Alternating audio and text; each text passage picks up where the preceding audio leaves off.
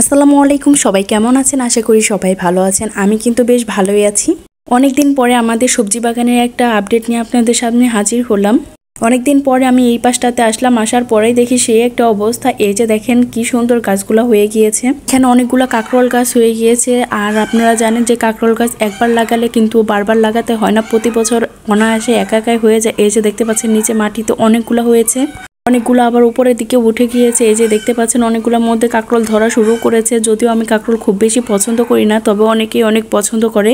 এই গাছটার একটাই সুবিধা, প্রত্যেক বছর লাগানোর ঝামেলা থাকে না, একাই হয়ে যায়। গাছের যে শিকড়গুলো থেকে যায় প্রত্যেক বছর নিজে থেকে হয়ে যায় যখন এটার সময়। শুধুমাত্র নির্দিষ্ট জায়গায় সীমাবদ্ধ থাকে না, যতদূর পর্যন্ত এর শিকড় চলে যায় ততদূর পর্যন্ত এর গাছগুলো হতেই থাকে। আর এই তো এই যে দেখতে পাচ্ছেন এই পাশে খুব সুন্দর কিছু মিষ্টি কুমড়ার গাছ হয়েছে, বরবটি গাছ, তারপরে হচ্ছে চাল কুমড়া গাছও হয়েছে।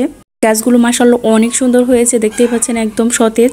এমন সুন্দর গাছ দেখলে কিন্তু আমার খুবই ভালো লাগে। এই যে দেখতে পাচ্ছেন একটা বরবটি গাছ, এখানে কিন্তু অলরেডি বরবটি ধরেছিল।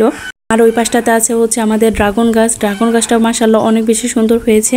অনেকদিন হলো এই পাশটাতে আসাই হয়নি আমার, এর জন্য ভাবলাম যে আজকে যেহেতু এসেছি আর এত সুন্দর একটা পরিবেশ হয়েছে এর জন্য ভিডিওটা করা। এই পাশটাতে আসতেই দেখলাম এই আমাদের অর্বরই গাছটা তো অনেক বেশি অর্বরই ধরেছে। এটাতে আপনারা কে কি নামে পরিচিত জানি না, অনেক বেশি ধরে আর দেখতেই অনেক বেশি সুন্দর লাগে।